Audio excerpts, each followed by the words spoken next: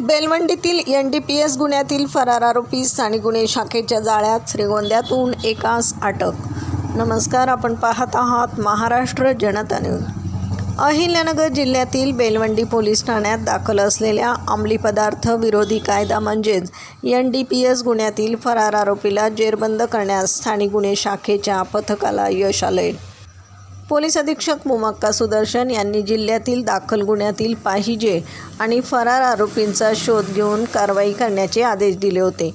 या आदेशानुसार स्थानिक गुन्हे शाखेचे पोलीस निरीक्षक संतोष मुटकुळे यांच्या मार्गदर्शनाखाली पोलीस उपनिरीक्षक अनंत सालगुडी आणि त्यांच्या पथकाने सदरची कारवाई केली.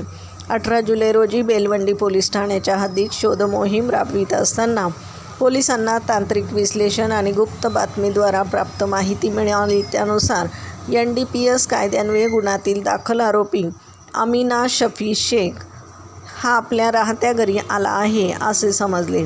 माहिती मिळताच पथकाने त्याच्या घरावर छापा टाकून त्याला ताब्यात घेतलं.